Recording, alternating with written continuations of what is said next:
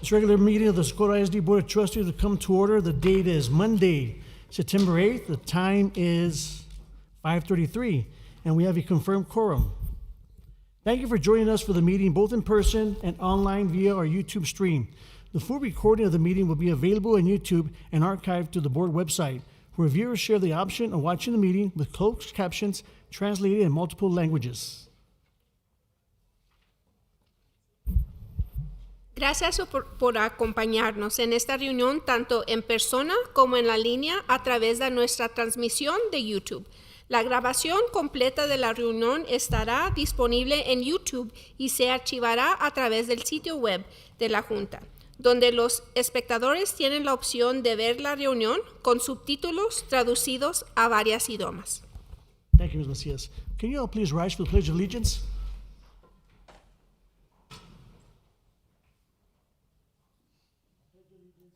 To the flag of the United States of America and to the republic for which it stands, one nation, under God, indivisible, with liberty and justice for all.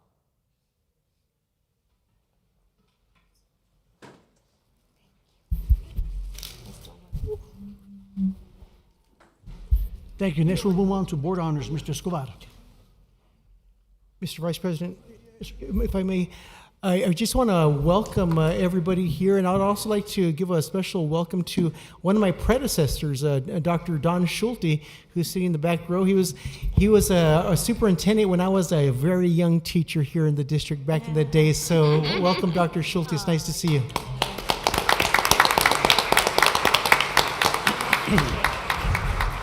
Thank you, Mr. Vasquez. Good evening, Vice President Guerra, members of the board, and Superintendent Mr. Vasquez. My name is Daniel Escobar, Chief Communications Officer for the district, and it is my pleasure to introduce tonight's recognitions. If you'll please step down to receive our honorees.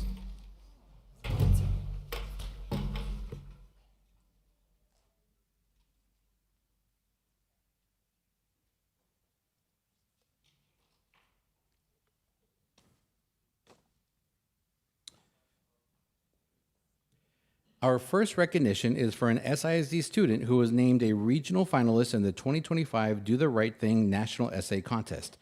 This program gives middle school students the opportunity to express how violence affects their lives and to share ideas on how to prevent it.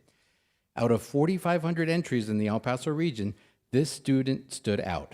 In July, this student, who was honored as an ambassador of peace, traveled to Washington, D.C. to meet with lawmakers and discuss bullying and violence prevention. Congratulations to Marisa Garza.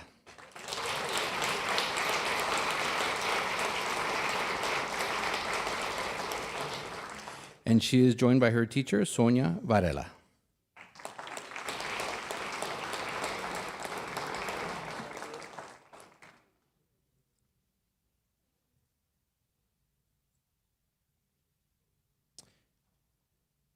If we can have the two of you back to the front for a photo, please.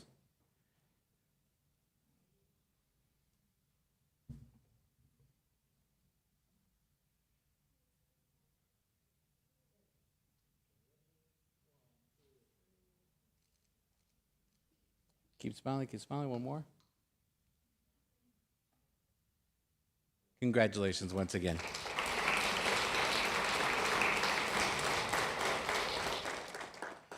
Next, we will honor a winner of Sun Metro's 2025 I Spy on the Streetcar Art Contest. This contest was open to students from kindergarten through 12th grade. Participants rode the El Paso streetcar and created drawings based on what they observed during their ride. Winners were awarded Sun Metro passes and merchandise, and their artwork will be displayed at local facilities. Congratulations to this outstanding student. From Campestre Elementary, Emma Estrada.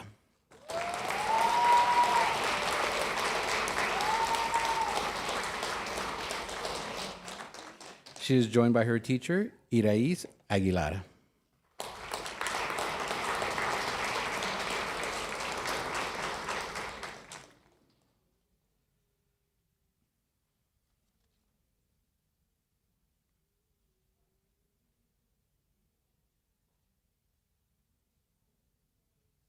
Front and center for a photo, please.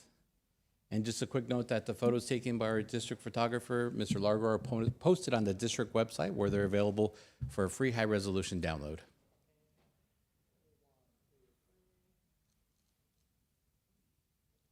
Congratulations once again.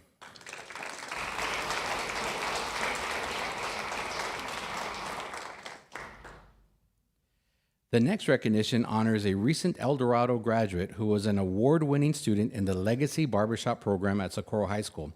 This remarkable individual made history by becoming the first student in the program's 4-year existence to win a gold medal for his exceptional barbering skills at the Skills USA Texas Championships. In June, he continued his success by securing a bronze medal at the Skills USA National Championships, showcasing his talent and dedication on a national stage. Congratulations to Hansel Montalvo.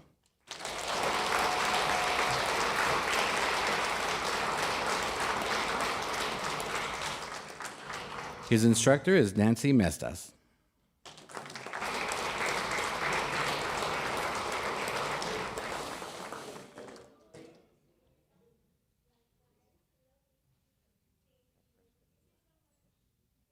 Thanks. If we can have you back to the front for a photo, please.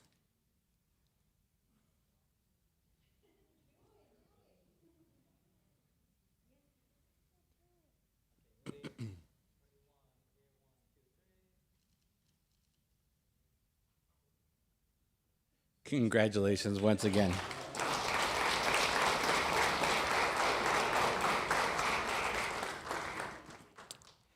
Next, we recognize an exceptional high school robotics team for qualifying for and competing at the UIL 25A First Tech Challenge Robotics State Championships, which were held in Corpus Christi.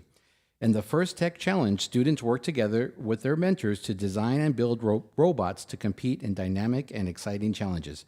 Teams program classroom-scale robots to follow autonomous commands before student drivers take control in 2-on-2 matches.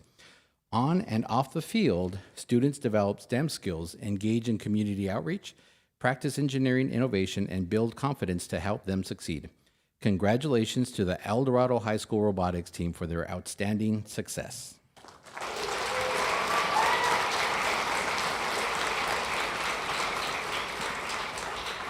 Charles Alvarez.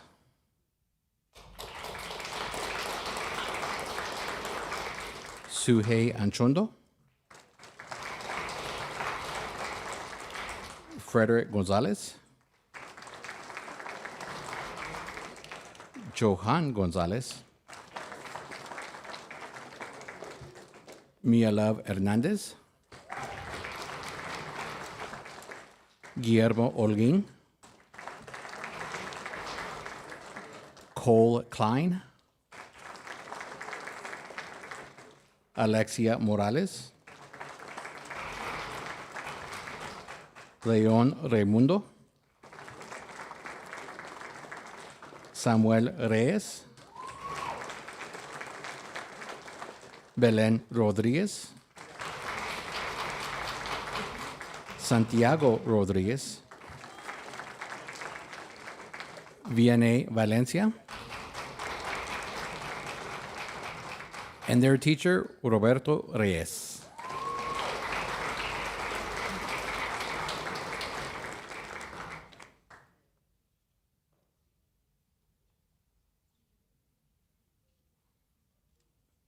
If we can have you all back to the front for a photo, please. Parents, you also are welcome to come up and take photos if you'd like.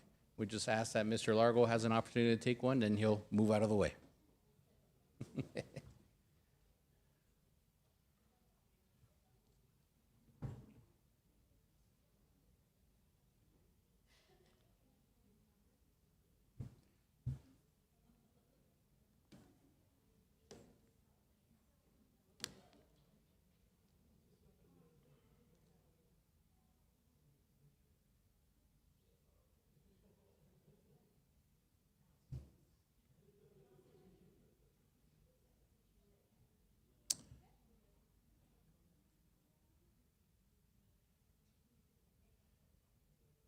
All right, big smiles looking at Mr. Largo right here in the center. All right, keep smiling, keep smiling.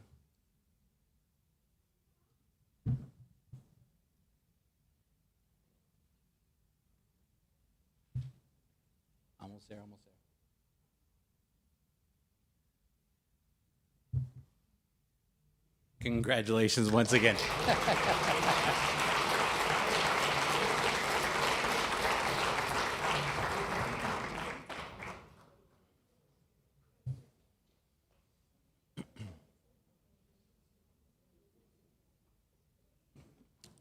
Our final special presentations recognize employees who have achieved significant milestones in our district over the past year. These dedicated Team SISD members have served for 25, 30, and 35 years. Absolutely, round of applause.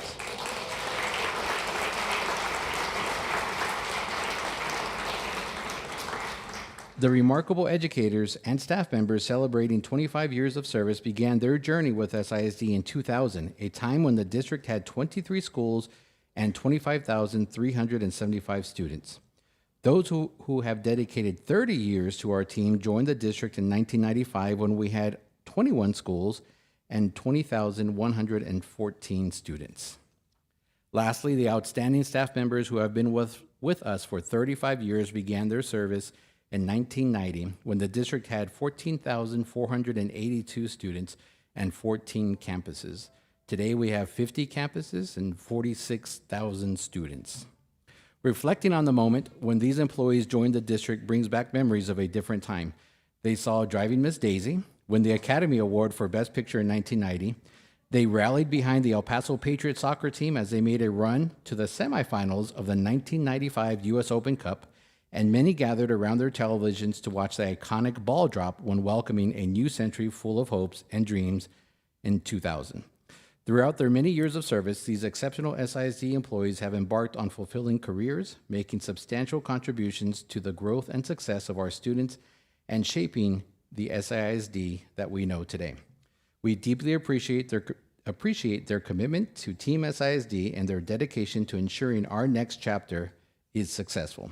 Celebrating 25 years of service in Team SISD. From Jane Hambrick School, Arlene Aguirre.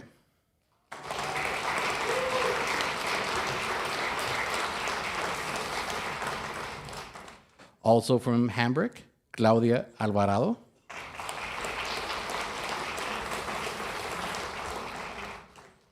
From Escontria STEAM Academy, Teresa Andrade.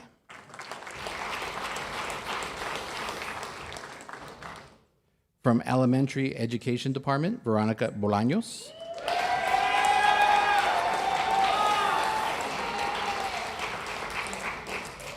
From Pebble Hills High School, Veronica Borrego.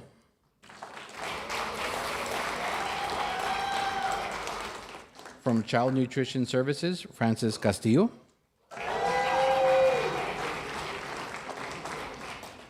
From Campestre Elementary, Gloria Castillo.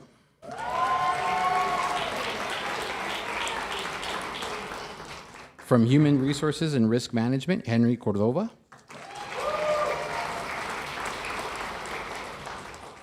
From Americas High School, Olivia Crocé Santana.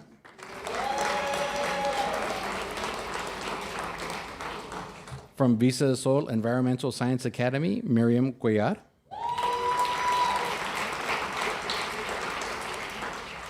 From Americas High School, Rhonda Dari. From Library Services, Carolyn M. Del Rio.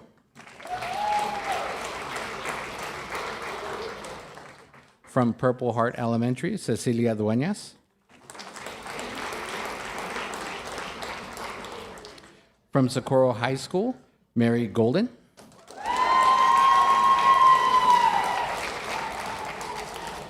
From Management Information Services, Alicia Gonzalez. From Jane A. Hambrick School, Oscar Hernandez.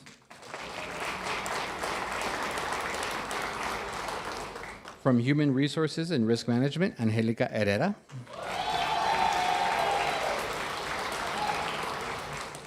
From Montwood High School, David Herrera.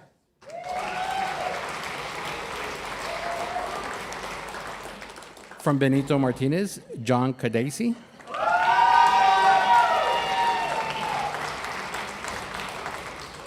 From Bill Cybert School, Moises Loya.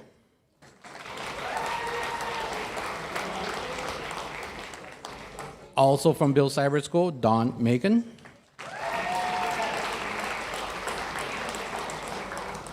From District Operations, Humberto Marin.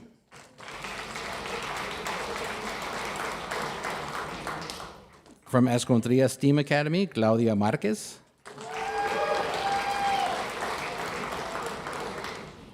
From Eastlake High School, Maria Molina.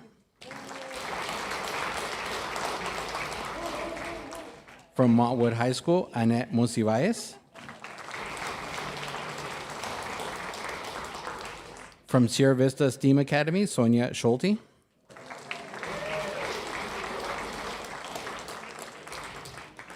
From Human Resources and Risk Management, Selena Stiles. From Transportation, Ramona Soblaski.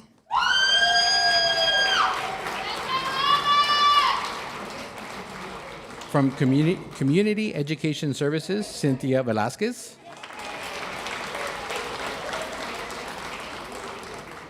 From Chester Jordan Elementary, Armando Villanueva.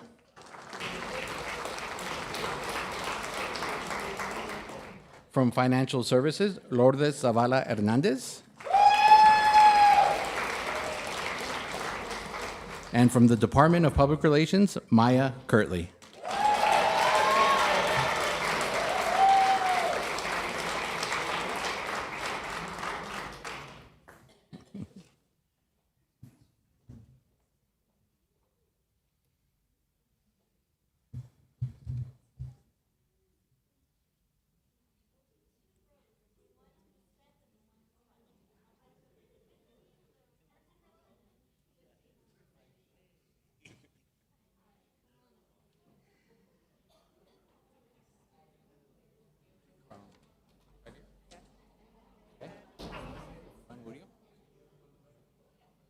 Where is she? We have one more as we're gathering here, serving 25 years, Joanne Murillo.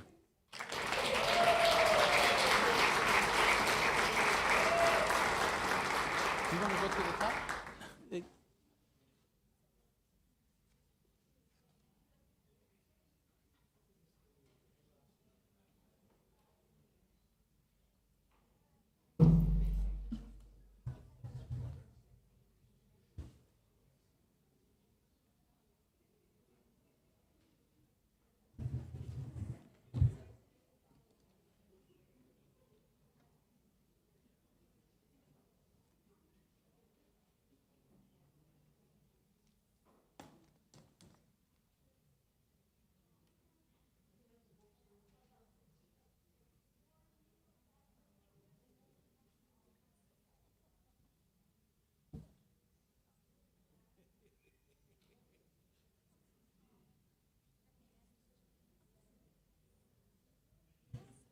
Good, sir.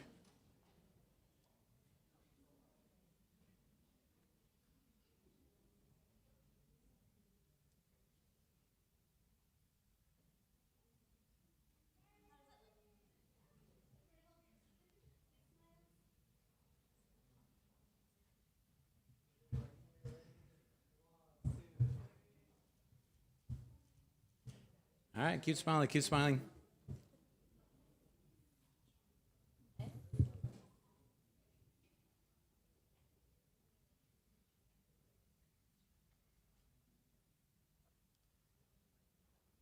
Almost there, almost there.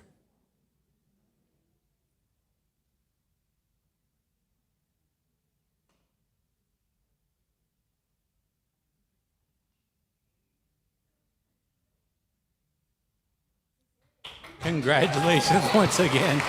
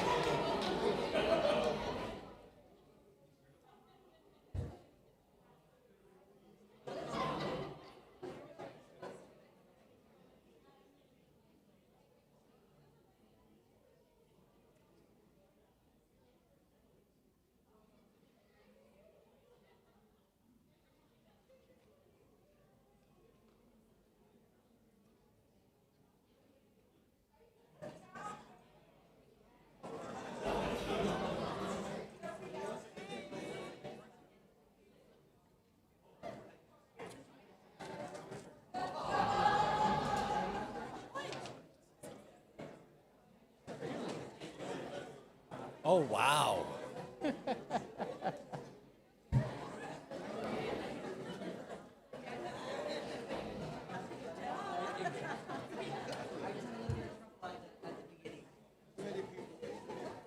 We'll go ahead and continue with recognitions of our employees celebrating 30 years of service in Team SISD.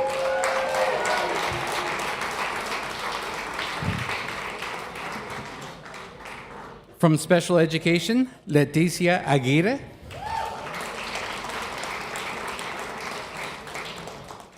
From Bill Seibert School, Olga Anchondo.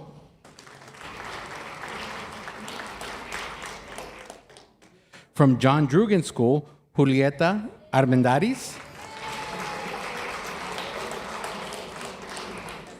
From Cactus Trails Elementary, Don Demings.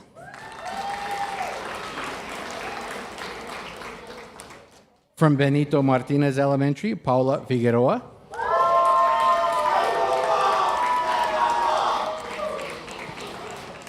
And his mom.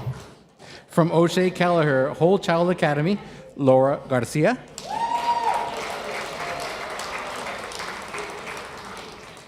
From Jose F. Carrasco Elementary, Martha Kaudasi.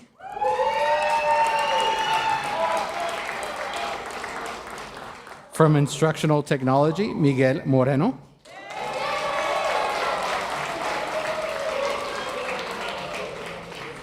From Colonel John O. Enzer Middle School, Monica Ramirez.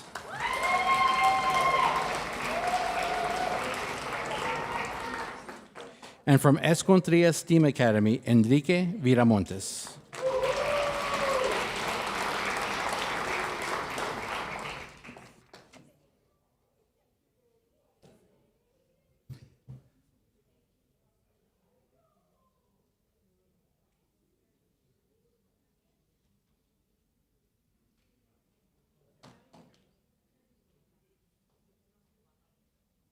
If we can have you all back to the front for a photo, please.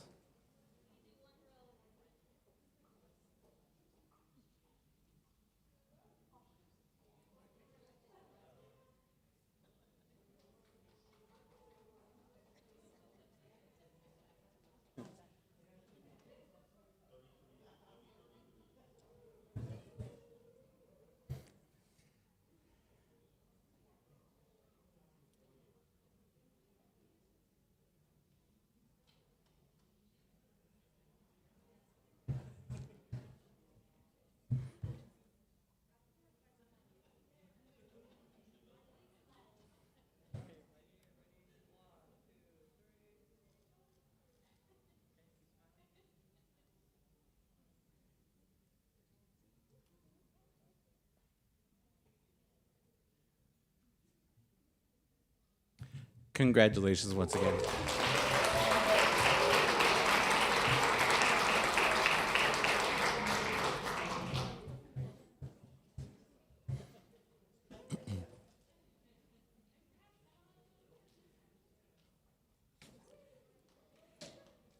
We continue with our next group of honorees, those employees who are celebrating 35 years of service.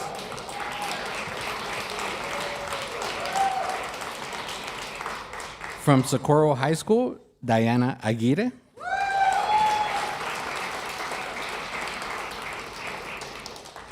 From America's High School, Michael Brooks.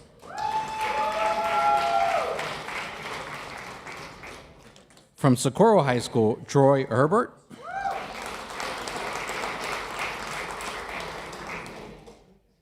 Also from Socorro High School, Ada Martinez.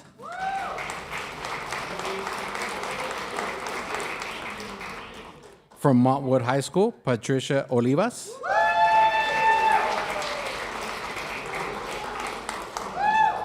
And from El Dorado High School, Victor Rodriguez.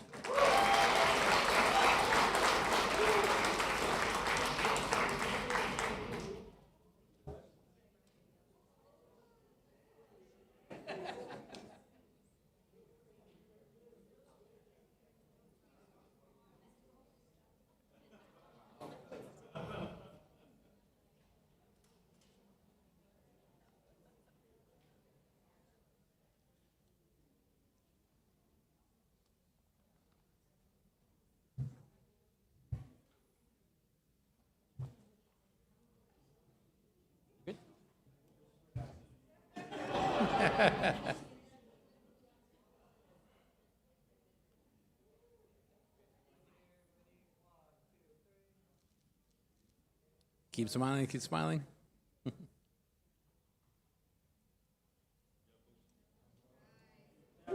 Congratulations once again, and thank you for your service.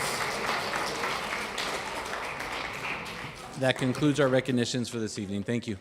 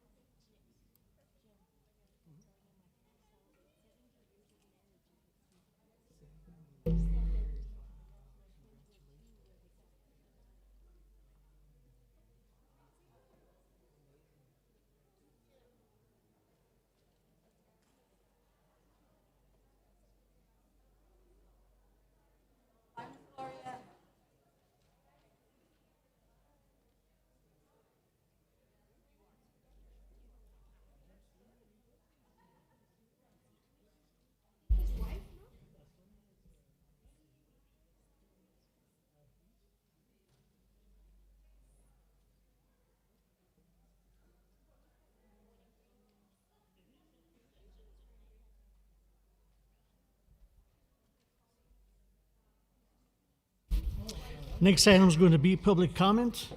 Each person who signed up was provided a copy of the open forum basic rules and advised when they signed up for policy BD applies to the process.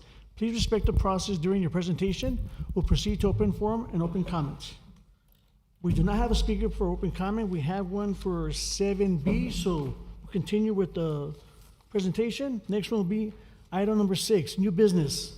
Consider approval of COPE Region 19 Allied States Student Technology Devices and Components. Mrs. Ramos. Good evening, Vice President Guerra, members of the board, Superintendent Vasquez, Alice Ramos, Chief Technology Officer for the district. I'm here this evening seeking your approval to proceed with an additional purchase of devices to expand our DNA program. As you know, we have a lot of aging devices, and we were able to secure funding from various funding sources, and we bring to you this evening a recommendation to proceed with that purchase.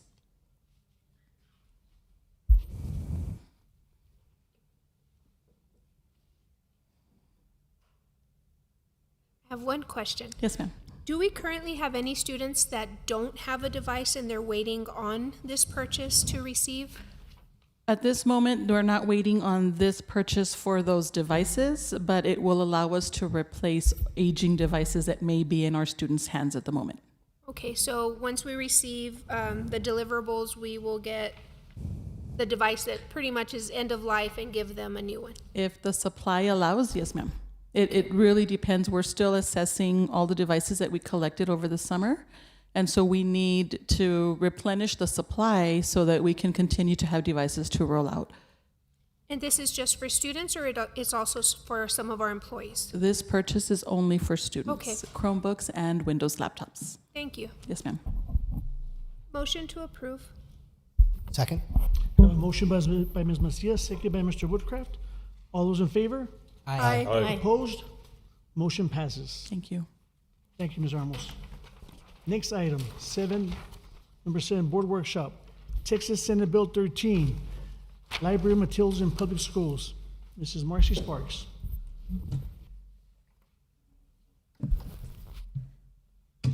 Thank you, Vice President Guerra, Superintendent Vasquez, members of the board. I hope this is an exciting workshop for everybody. So As you all know, Senate Bill 13 was passed and signed into law in June, and as a result, we had to update quite a bit of our policy, which was approved in August. So Senate Bill 13 covers a lot of things related to our school libraries, but specifically how it impacts you is that now you will be responsible for approving all books purchased for the library, including classroom libraries. We're going to be providing additional parental access and participation, other and more visible ways for parents to participate in our processes.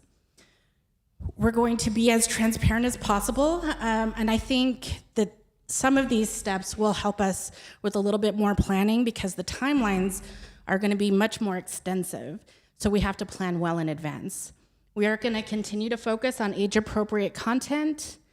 We are updating the acquisition procedures, and then of course there is an additional portion that we have not started yet, but it's the ability of the board to create a local school library advisory council, which we call an LSLAC. And then of course there are some expectations for classroom libraries.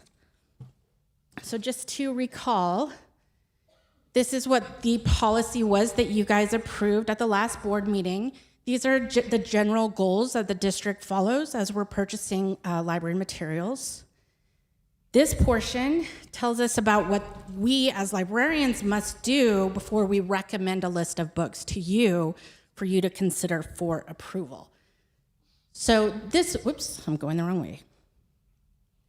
This part is not new to us. Librarians have been using this policy as long as I've been a librarian. So the policy is changing only in the sense that now the responsibility is underlying with you. So part of what we're hoping for this workshop is that you understand our processes so that you're confident about the books we recommend. This was revised only a couple years ago with House Bill 900. And House Bill 900 gave us a bit more of requirements that we must have at least 2 of these items when we're selecting. So the purpose of the workshop is I wanted to communicate to you that we're being as proactive as possible. We have already looked for some legal clarification and we continue to get some. We have provided training for our teachers on the legal guidelines for classroom libraries.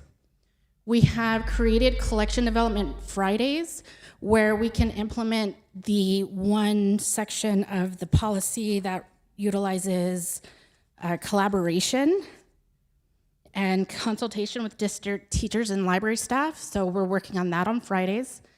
And then we have already provided our first shared list of recommended books.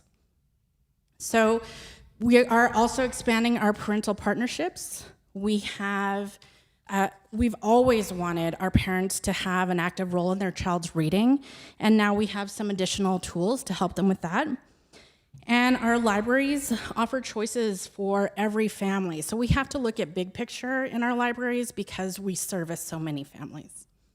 And finally, our goal is to promote peace. I think there's a lot of anxiety around the changes, so I just want everybody to feel confident because it allows us to focus on solutions. And then our clear processes help build trust and collaboration, which is what we're gonna need to get through all this. So what does that look like for your board timelines? Well, first, librarians will create a list of recommended materials. We'll be following the policy guidelines. Then library services will share that list with the public. That will be done on our website, and it has to be public for 30 days. This is kind of a snip of what the list currently looks like for a middle school. Then we'll bring that information back to the board for consideration. The goal right now is any community feedback will be to we'll provide that to you the Friday before the board, so you can review any community feedback separate from the list. So you can choose to take it or use the recommendation however you choose. Finally, you'll vote on the school during the school board meeting. That will be through consent agenda, so you can select 1 or 2 titles that you don't want to approve, so you can go line by line, which sounds like a lot of fun, right? And then finally, we'll submit our orders, and I will make sure that those books match the approved lists, and I'll be doing that by comparing ISBN numbers. So what does the Department of Library Services do in our district? Well, it's me as the Library Services Coordinator, and I have one library support specialist who helps manage the catalog.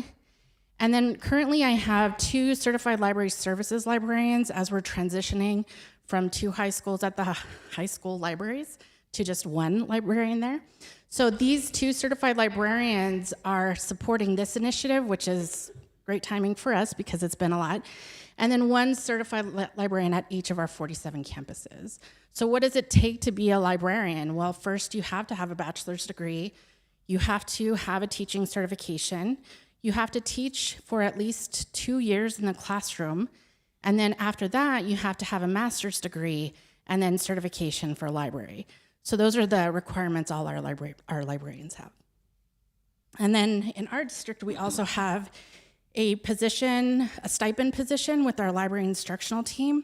That's where 1 librarian from every feeder pattern, they represent different grade levels, and some of them are here with me today. You want to stand up? Okay. So they're representing Pebble Hills, Montwood, and El Dorado, just so that we can get feedback and input as we're making all these changes. So what's the load for how much you guys are going to have to look at this year? Well, last year we had over 470,000 checkouts for students, which is about 10 books per student. So I think we do a lot with our kids to encourage them to read. We also added almost 10,000 unique titles to our database. So that's the number of books that, if it's similar to last year, you guys might be encountering in the list this year. And then we call it weeding, but we withdraw materials as they're either outdated, damaged. There's a variety of reasons. Some, if it's age appropriate, usually if policy changes, we start to reevaluate it. So we had almost 28,000 books removed. So how do we pick the books? Now that you have to trust what we're doing, we think some people think that all we do is supermarket sweep style. We just grab all the books. No book is a bad book, but that's not actually what we do. Some of our students think that we're magical and that we just bring them out of thin air. Some of our teachers might think that all we can do is read every single book. We wish. But finally, what we actually do is we study a lot of data, and a lot of different sources. So I'm going to walk you through that so that you can kind of get a feel and understand the process that we go through. Okay, so this is a simulation. I'm nervous, everybody could tell. Okay. Okay, middle school student. Do you have The Giver? Are you guys all familiar with The Giver? Okay. The librarian, let me check. No, we don't. Do you want me to find you something similar? Nah, I saw it on TikTok and I want to read that one. Okay, so let me do some research and see if I can get it with my next book order. So I'm going to recall back to the policy that we're to take recommendations from students, parents, or guardians, teachers, and district residents. So that we have to have one of 2, and this would be one of them. Okay, so I'm going to go to one of our district vendors because they have been providing us a great database of a lot of these resources already. So in this case, I'm going to do an advanced search. Most librarians keep ongoing lists at all times, and they hear of a book or there's a new movie out and they know that there's going to be interest, so they dump them into a list. But from there, they might not purchase. In this case, we have to be particular because now we have the replacement books and then the new books that you guys will be recommending. So if we don't have it in our catalog, that has to go in a separate list. And here you can see, and I'm pointing to the grade level and interest level, that I've put the range for 5 through 9, even though it's for a middle school. And the reason I'm doing that is because every different review source, every vendor, every publisher, they give different estimates on age appropriateness. So I'm giving a little leeway on the outside range, just so I don't miss anything. The advanced search also allows me to sort by language, target specific areas of the library, whether it's nonfiction or in this case fiction. So, and then because I had mentioned that we have to use reviews from library material sources, such as professional journals, I highlighted school library journal, which you can see in the image, and I indicated I wanted 2 reviews at least, and I included the Common Sense Media. So this is what the results would look like. And in this case, you can see there's even more things to filter. I'm gonna filter the binding to something that will last for years, because I expect it to stay in the library. And I'm gonna pick this book because I like the classic cover, no other reason. And then you can see that some of the information is available here as well. We're gonna look a bit closer, and here you can see that the reading level, which is RL, is 5.7, the grade level 6 through 10, and that the genre in this vendor is dystopia. So why does that matter? Well, it needs to have a high degree of a potential user appeal, because we don't want our money to be spent on books that just sit there. So number 1, a student has recommended it, and number 2, I know from my experience that dystopian books are very appealing to students in middle school because they don't really have them in elementary. So they kind of like the world that looks different than our own kind of perspective. I'm pointing out 6 through 10 because you're gonna see other examples of age groups. So here is a listing of the reviews awards, and then they just added Common Sense Media. So the first thing I noticed is that it won a Newbery. The Newbery is like the biggest American Library Association award for literature for children, so already that's like a bonus. So I'm excited about that, but I'm still not ready to commit. I'm gonna look at the Common Sense Media stars. 5 stars seems amazing, but it's fairly new to me. I'm not sure what the ratings at the bottom are for, so I might need to do some research. So I'm gonna go to their website, and I'm gonna look at how we rate and review, and I'm gonna read all that, we're gonna pretend. And then in the end, I determine that while it's not the same as what we have in Socorro, it has some similar things, so I will consider that as I'm looking whether or not to add it. Okay.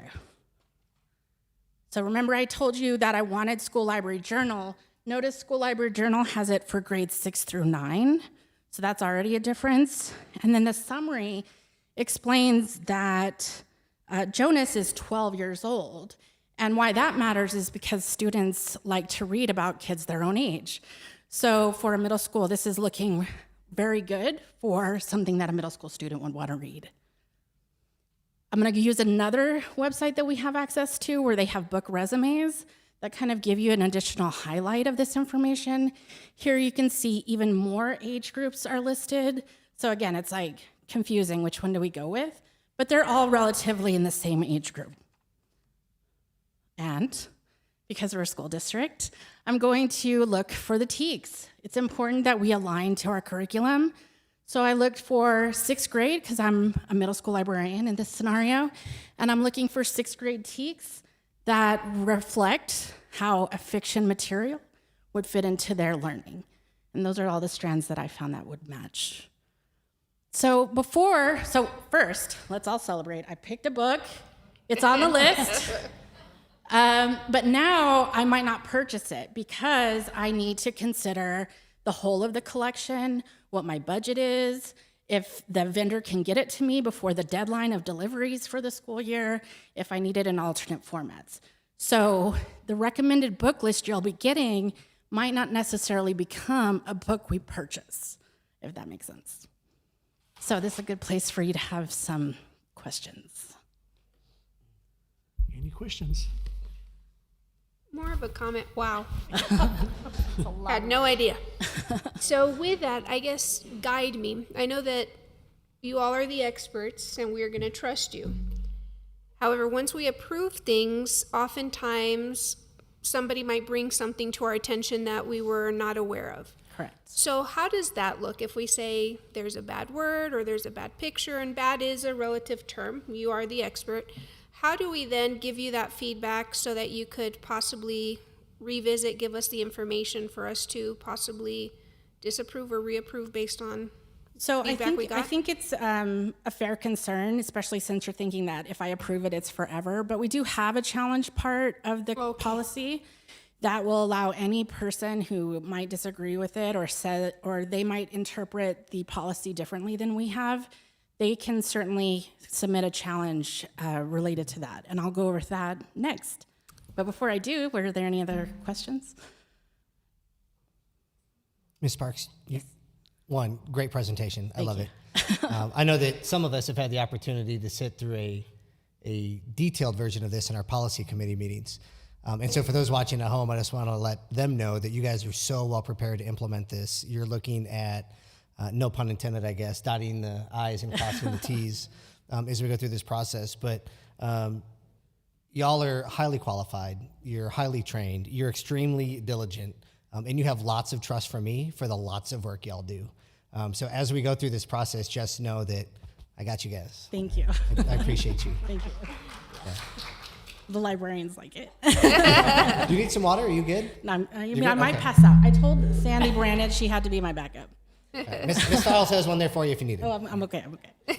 No, it's adrenaline. It's good for me. Okay. Okay, so let's talk about the challenge procedures, unless somebody had anything else. Okay. This part's not quite as fun. It's not the cool simulation, but the library challenge, material challenge hasn't changed that much. So it starts with an individual who might raise a concern at the campus level. We highly recommend that they talk to their librarian if it's library material, but since we now have expanded to encompass classroom libraries, it might be the principal as well. That part is considered part of an informal process, and librarians do get trained on best practices in this, which is why we encourage you to go to a librarian. I'll talk to you about that in a second, but if they don't like the response from the campus and they would rather see that it's removed from the entirety of the district, then they can submit a formal challenge. TEA has come out with a very specific form. That form is available on our district website. So parents can submit that to their campus, or if it's for library material in the school library, they can submit it directly to me. What we do is we create a challenge committee. They will review the book based on the age grade of the individual who has concerns so that we can reflect either a removal of the book. They can recommend that we limit it for certain age groups. So that's what the committee would provide. And then if they don't like the results of that, then they can appeal it all the way to the board. In which case, if the board chooses that, they could say, we want to say this is only good for 9th grade and up, no middle schools can have it, that's fine, but then you would have to notify all of the middle school campuses that they can't have that book anymore. And then, of course, the big change for this year is that normally our process would be that while there's a challenge going on, the book would remain available, but the new law says it can't be available. So if a book is challenged from the library, it may have impact on the classroom if they have those books and they're using them as part of instruction. So we're still trying to finalize all of that information, but the ultimate decision would be yours. If it is removed, we would take it out, but if it was decided to stay, it can't be challenged for another 2 years. So that's all on EFB policy. Okay, so the informal process is basically stay calm, which who am I to be telling people that? Get your adrenaline. Document the interaction, and this is because if it does end up needing to come all the way to the board, we want you to see all the processes. One of the things that we pride ourselves on is kind of educating the community about what we do. We think our field is often misunderstood. So sometimes all it takes is us explaining that, well, that's just one book and we have all these other books and your child can pick something else that might be enough. But we always offer a remedy, whether it's the parent can say, I don't want my child to check out graphic novels, we'll add that to a note. Or if they would like their children to only get books that are for reading level 3rd and lower, great, we're happy to accommodate. Now we have even more tools to help with that. But it works because since 2015, while we've had several concerns about material, we've only ever had one escalate to a formal challenge. So that was because I think our librarians do a great job. So parental access is kind of the remedy, but now we have more that they can do in advance. So our community spaces have always been public. We have an online public access catalog. We call it the OPAC. That's been available as long as I've been a librarian. We recently initiated the weekly parent-family time. So all of our campus libraries have a designated time, 30 minutes a week, where parents can drop by without having to announce. It's meant for this kind of opportunity. And then we have a way of sharing classroom library lists, and we're revisiting that a little bit as we work more and more through this law. But we have 2 new things for parents this year. One is a guardian portal, and I'll show you briefly what that looks like. And then parents can certainly request their child's checkout history. We usually purge it during the summer, but we will continue and maintain it long-term going forward. So the guardian portal looks like this. You would log into our OPAC. Every parent already has an account. We'll be working on ways to get that out to the community.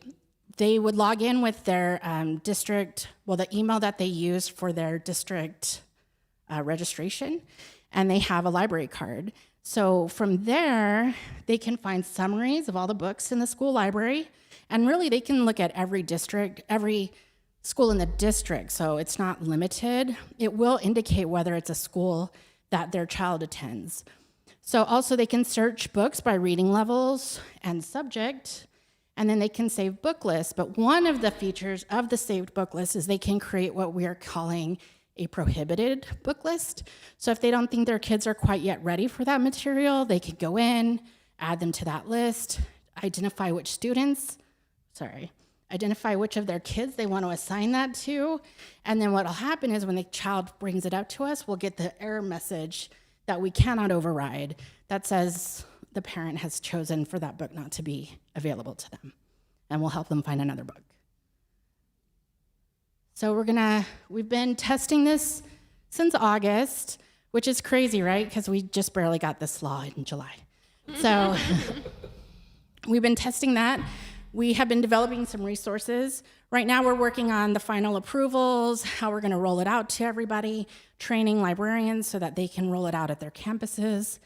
And then starting in October, and hopefully by our open house nights, we'll be offering training and finding other ways to get it out to the public.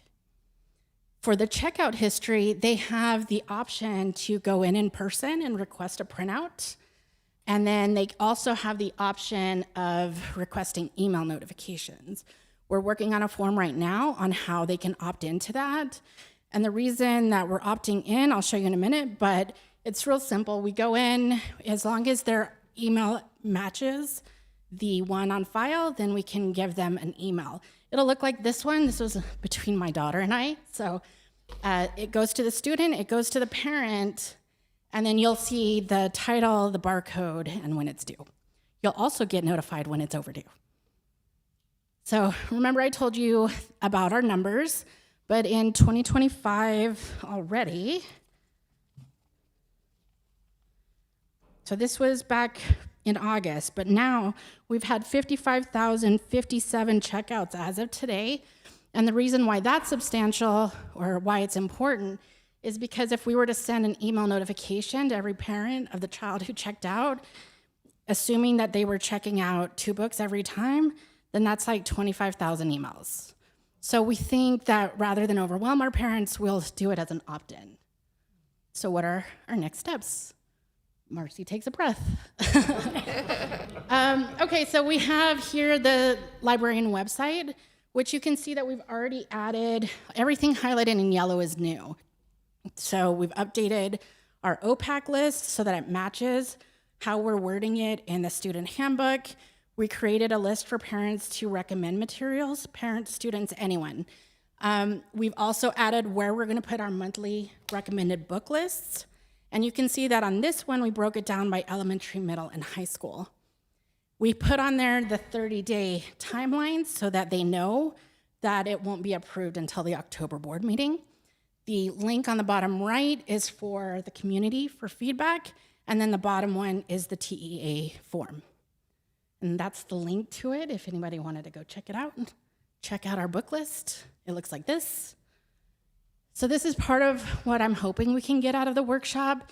Is this too much information? Is it not enough? What would you like to see from us as you're looking at the lists, especially before a board meeting?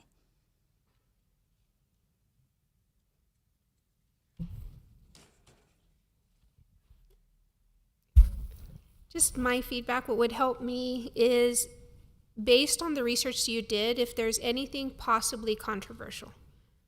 Look at page 6, it has a graphic picture, or anything that might cause somebody some type of consternation would help me personally. So And if not, then if we have that information, we will provide that. But generally might not be. speaking, yeah, the reviews don't really get that granular, so Okay. it can be challenging. But we also know that some of these book titles have been widely spread around social media as something to look for, and so we can certainly identify those for you. thank you. Sure. Mr. Vice President, if I may, this will probably evolve. Like, this is what we have so far, but I think as time goes on, we may decide, okay, this format isn't working, or we may need to modify this or that. So just keep that in mind. It could evolve. Yes. I definitely don't want to add any tasks or unnecessary work to any of our staff. So first and foremost, let me preface with that. But similar to what Ms. Macias had said, is there something already in the system that that may highlight titles or like the ISBN numbers if it's been challenged in a different district, or like if you, and not saying right, The Giver is the book, but you type in The Giver and it already comes up with a red flag that says, hey, this has been challenged already, and here's why for that age group. Is there anything like that in place? There are there are national lists of books that are ALA maintains as part of the most challenged books of the year. So there is a list. Sometimes the reasons for the challenge are very community driven, right? Like it's very a unique reason for why they didn't like that. And so we do want to be careful that we're not adopting or or I don't want to say banning. We're not excluding it before we've had the opportunity to read it, just because another person had challenged it. Also, these databases are not very great about also telling us how it was resolved. So it was challenged, but then what? Did the district choose to keep it, or did they have to remove it? And because we don't have that data, it still becomes a judgment call for us on whether or not we use it. But we can put an asterisk on next to books that have that, if that would help you. I think anything that may cause consternation, like if it's already been challenged somewhere else, right, and we may decide, we're going to accept it anyways. But I think just knowing will allow us to do just a little bit more research. Okay. Especially in the Friday packets. If we get 1,500 titles, I may not Google search every book, but I will definitely Google search the 4 that have an asterisk by it and just kind of look, right? So some priorities for you. Okay. The second part, and this goes back to that, I don't want to create more work. So if the answer is no, it's okay, Mr. Vasquez. I'm good with that. Parent input and feedback, I think, is absolutely vital during this process. And y'all do a lot to help that already. I know that I can't speak for everybody else, but I get emails about book titles that parents have concerns with, and that's something that we explore. If there is an informational and educational campaign, and maybe it's at the beginning of every school year, where a flyer goes home, and it doesn't have to explain the entire process, right? But my 6th grader will come home with a stack of papers from his first day from every teacher, and I read them all. But for that, it's hey, here's our process for the book challenge. If you don't like something that's in the curriculum, here's the process for adding new titles. Here's the website you can go to, and it's all just on a one-sheeter. So the parent has that information at their disposal to begin the year. What they do with that is on them. But in theory, the parents that are engaged and active, if they have the information and they know how to use it, are going to follow that process more than sending emails to random people. Not that I'm random, but sometimes I am. Kind of showing their displeasure, if that makes sense. Yes, and I absolutely think that the more the community is aware, then our collections will better represent what they're looking at. Because right now we're basing it off of what our kids are saying they like, but that's still not the same as when the parents are giving us their input on what they would like to see. So we're open to those suggestions for sure. And I know right now, because we have all these new features, especially ones where parents can say like, this is the limit for my kiddo, we want to really push out that educational campaign, and we're working on ways to do that. Thank you. You're welcome. Okay, so with that, how else can we help you? We're excited for the opportunity to talk about what we do. But we understand that it's a lot of pressure to be responsible for so many books that you don't necessarily have the opportunity to read yourself. So we're hoping that understanding how we're going through that process will help you feel a bit more confident. I just continue doing the great work and continuing to educate us to better serve our students and better serve you all. And I think it's been a huge challenge because there aren't, I mean, every single district is going through the exact same thing in this super fast timeline. So it's not like I can go peek at my neighbor and see how they're doing. We're kind of creating it from scratch. And so we're proud of it, but it's also been a lot of work.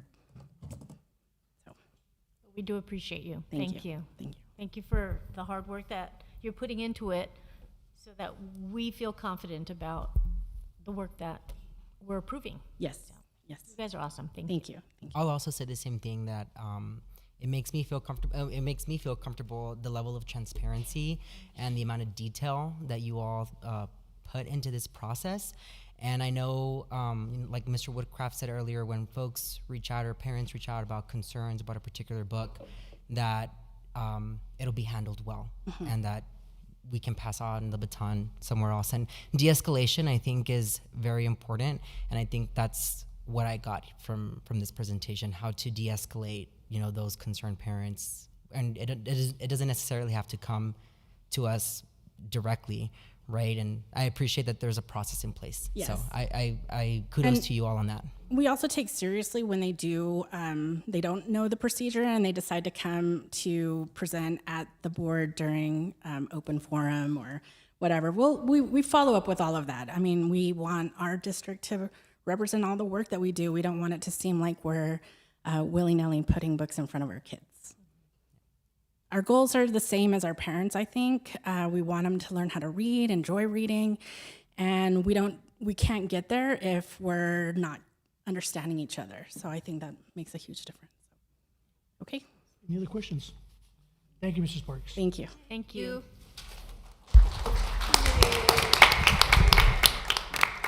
Next item, 7B, Employee Benefits Advisory Committee. We do have a speaker on this item, Mr. Thomas Lane.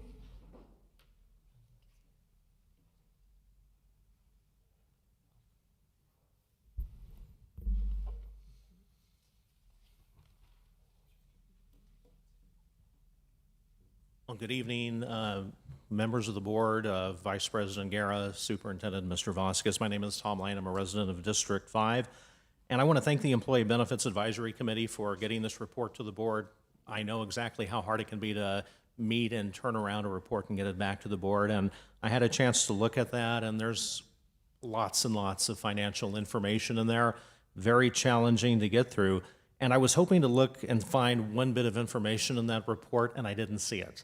And that bit of information is basically a breakdown and distinction on costs between the various health plans offered by the district. What I saw was an aggregate, all the costs all put in together, and that's very useful. But I think it's better to have that breakdown on costs on the individual plan, because it'll help you understand if the premiums being proposed for the employees are proportional to the costs incurred by the district. I don't believe that each of the plans would have exactly the same cost to the district. What's typically been presented to the board is that the consumer-driven healthcare plan is a more cost-effective option for the district. And so I didn't see that. What I did see were recommendations to increase the healthcare premiums by about $117 per month. That will still result in about a $9.5 million deficit to the district. And the big difference that I saw that really struck me that I would bring to you is maybe a difference of only $50 between the consumer-driven healthcare plan for the employee and then the PPO-based plan that is being proposed. One of the goals of this advisory committee was maybe to look at any kinds of strategies maybe to encourage migration to the consumer-driven healthcare plan, and I didn't see anything listed that I could find. I don't know that a $50 savings is enough for the average employee. I mean, when I look at the plan, I can see, yeah, there's going to be some in some ways it could make more sense for the consumer-driven healthcare plan, but I don't know that the average employee looking at how things are impacting their paycheck, would automatically buy into that. I think employees are trying to protect their financial future, and so I think it would be good maybe to go back and take a little bit more look at that to see maybe if there could be a bigger financial incentive for employees, maybe a significantly lower healthcare premium on the consumer-driven healthcare plan to get them to buy into that. Because I know ultimately the healthcare costs, they're expensive for the district. The district wants to contain that. And so I would think that if you set the premiums correctly and analyze them, you're going to encourage migration to the consumer-driven healthcare plan, and it's going to keep the healthcare costs where the district needs to have them. So thank you.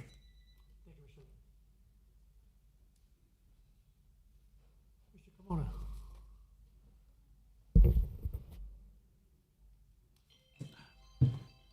Good evening, Vice President Mr. Guerra, Superintendent Mr. Vasquez, members of the board.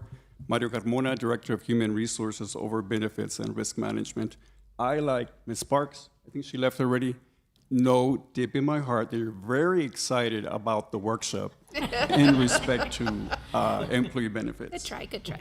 Yes, yes, absolutely. In today's presentation,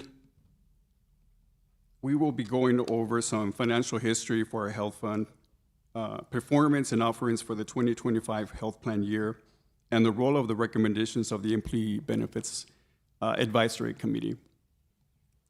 As you probably recall, it's not new news that our health fund has been running on a deficit for a number of years.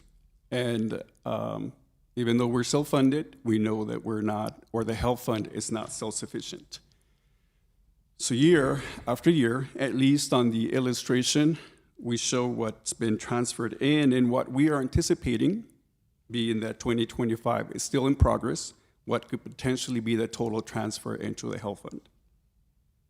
And side to that particular table, if you wanted to see a bar graph in terms of our expenditures and our revenue, you can see that as well.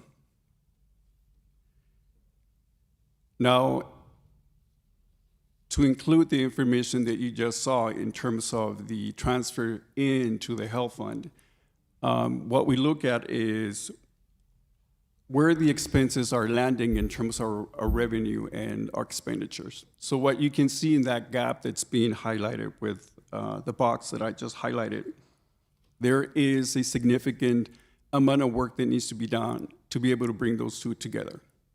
And that's the goal that we're trying to do with looking at different points of data, whether it's plan design, rates of contribution, to include that of the school district.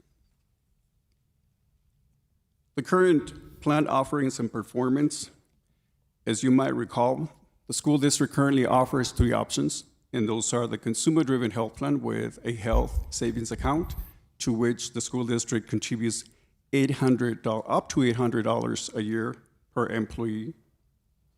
We have the base plan, and we have the premier plan. In addition to that, just as a reminder, we have the breakdown to the actual rate or the total premium that needs to be paid by both the school district and the employee. And those are highlighted by the consumer-driven with the health savings account, the base plan, and the premier plan. Another data point that we look at is the number of people that are enrolled and what they're enrolling into. That's important for us because we typically monitor how people are, what is attracting certain group of people into a particular plan.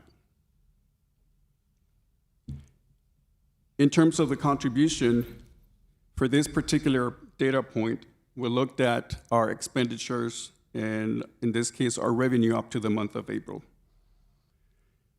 So within that forecast for 2025 plan year, as I mentioned, the year is still ongoing, so this is just an assumption of what could happen from now until the end of December. Total district contributions is 33.3, employee contributions 11.1, million, and that will total a funding of 44.5. In essence, the school district is subsidizing up to 75% of the medical expenses. In terms of the expenditures, what we're projecting is a total claims cost of 63.9, administrative services of 2.1, stop-loss reinsurance 2.2, and a favorable amount of in respect to pharmacy rebates of 9.8. Total cost projected would be 58.5 million. So if we were to sum this information into one slide, it will show as follows. The district and the employees contribute 4.5 million. That would be a revenue. The total projected cost is 58.5. Those are our expenditures. And we have a deficit or a total net loss of close to now 14.1.2 million. In paper, the district contributes 555 per employee per month. And there is, as you can see, an unfunded liability of an additional 234, which is a little bit over 14 million on the average enrollment. Total district contribution is 789 per employee per month. And the reason why this is important to mention is because depending on the average of number of lives that we have contributing into the health fund, the revenue also will fluctuate. I'll give you an example. The data point, as you saw on the previous table, was 5,010 employees. If you were to ask me what was that number in August, we were down to 4,900 employees. So revenue sources, or the revenue source, the employer and the employee, fluctuate from month to month, whether it's because we have retirees, resignations, new hires, and other variables within that average enrollment. Another piece of information that the committee had the opportunity to review was specifically related to the last 12 months of claims data.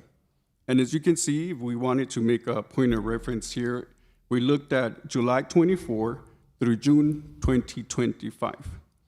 They can see the average number of enrollment, in addition to the average cost to include claims, stop loss, pharmacy, administrative services, ASOs, in addition to the level of contribution to expense ratio. And that's important because the closer that we are to 100, the more health fund, in this case, you have healthier health fund, if you will. The more far we are from that particular 100 or above 100, that means that somehow we have a deficit. We're not putting enough money into the bucket. We're spending faster than what's going in. Another way to illustrate this and to show you some activity month to month is just like everything else, depending on the time that employees have available to take care of their healthcare needs. On a given month, where there could be a very low activity when it comes to health claims. And then there's some other months when it skyrockets. So in this particular case, you can see that for the month of September in 2024, it went all the way up to 175. And then another data point could be December 2024 when it went down to 95%. So ideally, we would like to see that as closer as we can to 100, yet again, it all depends on the time that the employees have available to be able to, when possible, schedule their procedures.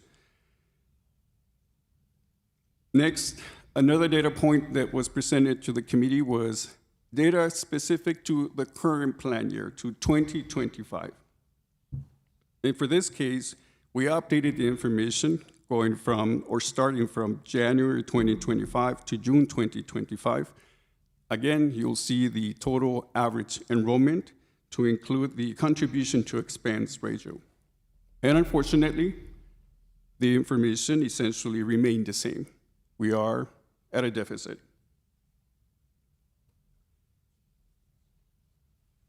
This slide provides an additional context of our current planned year performance, And again, depending on the month that you want that we wanted to focus on, you can see in this case for this current plan year, the month of March 2025, we had 174, and then June 2025, 101%. So ideally, we would like to see that 100 or under 100 across the board, but the health insurance is meant to be used when it's needed, so that's why we see this cost difference. In addition to claims data, there was questions specific related to what we call or refer to high dollar claimants. And what the committee had the opportunity to review was data related to fiscal year 2023, 2024, and current year, January through July. We compared that to the number of claimants, and specifically, we focused on those claims that went above the threshold of 400,000, which is the limit where once it's met in expenses, the stop-loss insurance will kick in and reimburse the school district. In terms of pharmacy, that was also something that was visited. A data point that was analyzed was the top 10 drugs. And in this case, we looked at a specific listing of prescriptions because of the high dollar impact that it has had in our health fund. In addition to that, we looked at other categories that are referred to as generic product identifiers, and it was essentially to provide additional information to our committee members for them to be able to see how we were or on what we were spending our money. As a point of reference for the board and anyone who has a copy of the information, we highlighted those top 4 drugs that are high dollar costs at this point. And just to quickly mention those top 4, those are Wegovy, Mounjaro, Zepbound, and Ozempic. In addition, we talked, or the committee made reference to glycogen-like peptide 1, or GLP-1s, and this is a hormone that helps regulate blood sugar levels. It's used for the following purposes: type 2 diabetes, help lower blood sugar levels, obesity, heart failure, and other healthcare conditions. I will follow with an overview of what the advisory committee activities and set of information had an opportunity to review. The committee met on 4 occasions: July 28th, August 6th, August 11th, and August 19th. The purpose of the meetings is for the committee to be able to review data and develop recommendations for addressing the health fund deficit specifically. Data points included strategic options, including contributions, plan designs, cost containment, and reserve allocation, among others. The committee responsibilities were to review and access health benefits data, provide input on plan design and cost-sharing strategies, recommend plan options and premium rates, and ensure alignment with district fiscal responsibility and employee needs. So, to conduct an exercise or a table exercise, 4 strategies were provided to the committee to consider. A, increase contributions. B, plan offerings and update design changes. C, cost containment. And lastly, D, reserve allocation.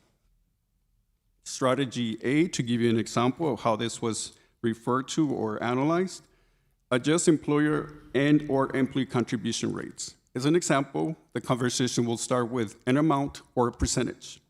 And then they will analyze how that would impact the health fund and or the school district and the employee.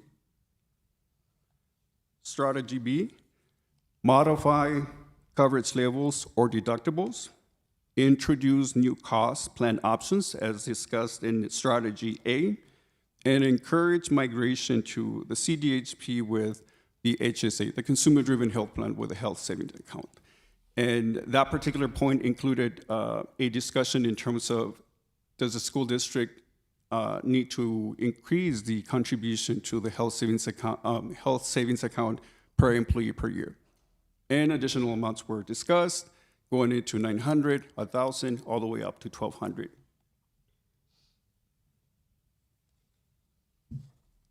Strategy B included going from 3 plan offerings to 2 plan offerings, and that was to the consumer-driven health plan and the base plan. In addition to, as you can see, if you notice between the current 3 options versus the 2, there's some plan design changes that, if they were to become in effect, they will have a financial impact on both the school district and the employee. Strategy B included an increase in contributions. And on the slide, you see the current employee contribution. This slide in particular does not include the $555 that is being currently contributed by the school district per employee per month. If recommended by the committee, this is a sample of what the rates could potentially look like.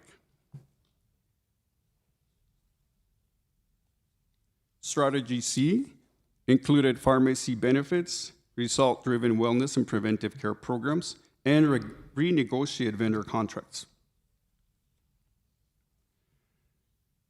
For Strategy C, we provided a sample of different programs that could, again, have a financial impact on the expenditures within our health fund.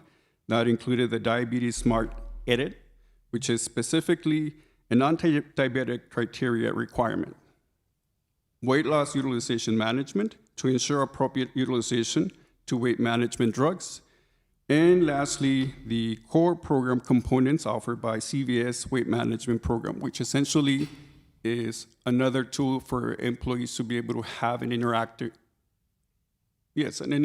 approach, if you will, where depending on the need, the employee or the participant, a covered dependent, would receive a live person, a coach, whether it is a nutritionist, dietitian, who will help them reach the goal that they were trying to, essentially not only get on the prescription they need, but also hopefully change their behavior so that they could potentially reach the ultimate goal.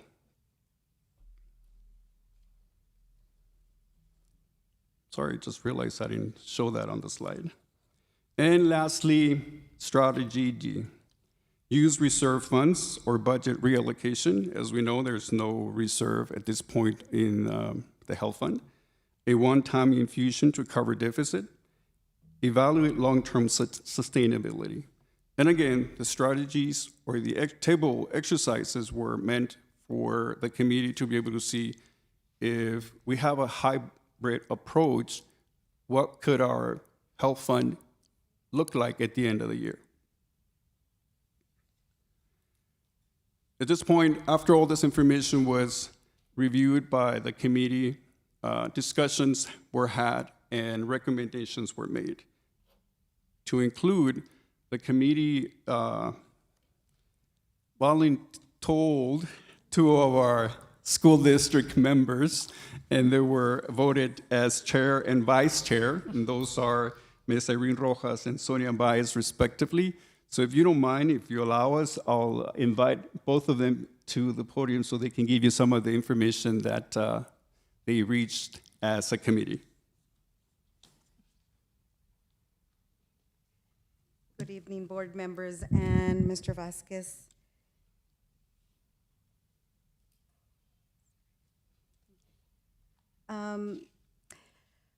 Well, as Mr. Mario Carmona mentioned, we were voluntold, and so here we are, proudly representing.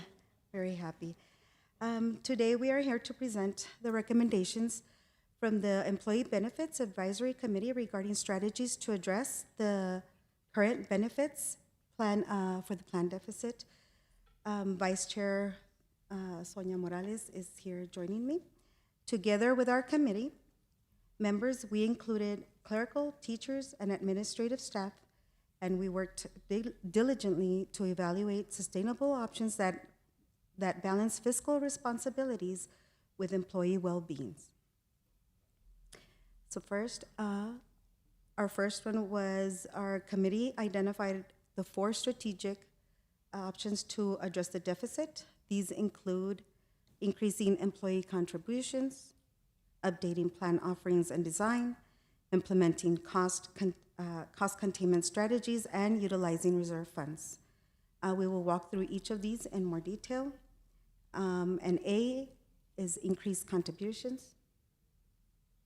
Good evening, Vice President Guerra and Superintendent Mr. Vasquez, as well as all the board members. I'm Sonia Baez Morales, the co-chair of the Benefits Advisory Committee. I will start off with the first option, was to increase the employee cost share by $117 per employee per month. This would provide financial relief to the health fund and help reduce the deficit. We understand that this is a significant increase, so we have considered this alongside other strategies to minimize the impact. The first one being plan offerings and design changes.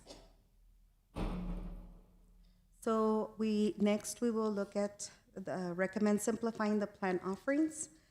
Currently, we offer 3 plans: the Premier, the Base, and the Consumer-Driven Health Plan, along with the Health Savings Account. We propose moving into just 2, the Base Plan and the CDHP, and the HSA, which is the Consumer-Driven Health Plan, and the Health Savings Account. We would also adjust the coverage levels and deductibles to encourage migration to the CDHP, which is more cost-effective and promotes consumer-driven healthcare decisions.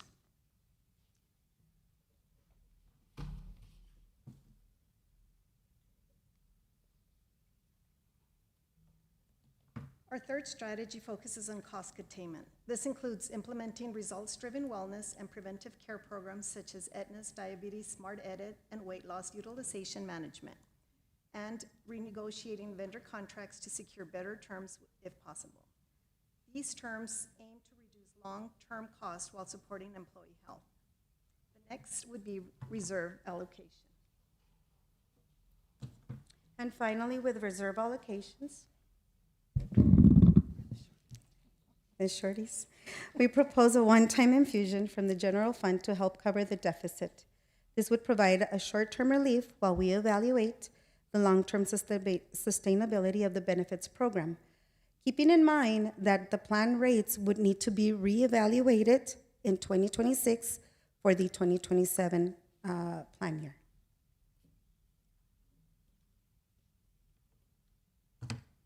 And now we welcome your questions and feedback. Our goal is to ensure transparency, collaboration as we move forward with these recommendations. Any questions? Yes, that was a lot of information, so thank you. Could you go back to the recommendation slide just so that I could get it into my brain? So the recommendations that you had were a little bit of strategy B, strategy A, strategy C, and D. So you gave us a little bit of all. I guess my one question, and I'm sure I'll have more, is one-time infusion of 9.5 mil. Do we have 9.5 mil to do a one-time infusion? Mr. Carmona, you're taking that one. Sorry, CFO. Oh, here, CFO's here. Almost. Good evening, Vice President, Mr. Guerra, board members, Superintendent Vasquez. As you can see from the last budget that we adopted, it was a balanced budget. So to contribute an additional $9 million would result in us dipping into our already strained fund balance. So unless there is additional revenue, either from the state or another source of revenue that comes in, it would be rather difficult to support another $9 million in contributions. Just so that the board understands, since 2020, as the slide showed, we have been contributing about $32.8 million before the $12.5 million that we're anticipating transferring in 2024, at the end of 2025, at the end of 2025. So that would bring the contributions over the last 5 years to about $45.3 million. So we were to add another $9 million to this, we'd be well over 50 million in contributions. So at this point, there isn't that capacity within the general fund to support an additional $9 million transfer. I can tell you that within the budget, we did allocate for about 7 million as far as the deficit. That's what we had projected. So we do have some cushion in there, but obviously it's not the full 9 million. And I think that's just important. That way, thinking the end in mind, we know exactly what, our guardrails, for lack of better words, are. That way we could then backwards design and truly put that option A, B, and C, so that we have a good idea of what we can and cannot, and I'll say the word afford. Thank you. You're welcome. Mr. Carmona, several years ago, we had a plan, a 5-year plan, where we raised it in increments. Are we thinking about, obviously, we're not thinking about doing that. Can we present that with that, or it's not? Absolutely. Mr. Guerra, I'm sorry I interrupted you. Yes, sir. The good thing is that today we're having a workshop and there's only recommendations on the table. So if you like to see additional information or in a different format, I'm sure we can go back and bring that information to you. And Mr. Solis mentioned about we have extra funding, but for example, if we look come November and the VADR passes, would that help us to put this money in our health plan, where we could take some, so it won't cost the employees $117? I'll allow Mr. Solis or Ms. Stiles to answer that question for you. So depending on, again, David Solis, Chief Financial Officer for the district, again, depending on what happens in November and the decisions that are made, that could be one possible. We've listed that as a possibility, not only compensation, but in terms of compensation, we're talking about salary increases, but also employer contribution to the benefits program. But I just want to remind the board that in addition to obviously compensation, salary, and other needs, there are other needs across the district in terms of like our maintenance of the facilities. We've talked about the one-to-one initiative, or the technology replacement, all those other things that the estimated 49 million would be used to address. So it's just, as I've mentioned before, we just have to be very cautious and strategic on how we use that funding, because while we do receive that funding year over year, if it is approved, we have to be very strategic and mindful of how we use it, whether we're going to use it on one-time expenditures or we're going to use it on reoccurring costs, would then eat up into that available funding. So I don't know if that answers your question, Mr. Guerra. Thank you. A couple of comments and then a question. First, I want to thank the Employee Benefits Advisory Committee. I was able to pop in for about a half hour in one of your meetings in the back, and the work that you guys did was phenomenal. The questions that you asked, the interaction, and I think there's a lot of transparency, and there's a lot of vulnerability with the employees as we talk through this, and I do not want to diminish that in any capacity. So thank you very much for all the work that you guys have put in for this. When we talk about healthcare, we have to get this right. We don't have the luxury to make a decision and then try to go backwards and fix it later. And so whatever decision we make and when we make it, it has to be the right decision. The health of our employees depend on it, and the financial health of our district depends on it. And we cannot get it wrong with either one of those. If the VADR passes, yes, we have some time, but we have to be careful not to incur recurring costs. If it is a one-time infusion, that's a conversation. If it is a yearly contribution, I think that's a non-starter. We have to be very careful with how we approach this. If the VADR fails, we have to move soon. We don't have the luxury of time to make the right decision. And so I really appreciate the proactiveness, both from HR and the advisory committee, to start laying out options and looking at how we're going to address this moving forward. With the suggestions that were made, I now look at this personally as the baseline moving forward with, okay, here's our starting point on how we address healthcare across the district. I don't know if it's the end-all be-all, but I think it's a great place to start. Coming from a military background, I love multiple courses of action. I think this gives us a great starting point. when I look at a $9.5 million, essentially a $9.5 million deficit that we're looking at a one-time infusion to make up, if we were to take this at face value, that's our baseline.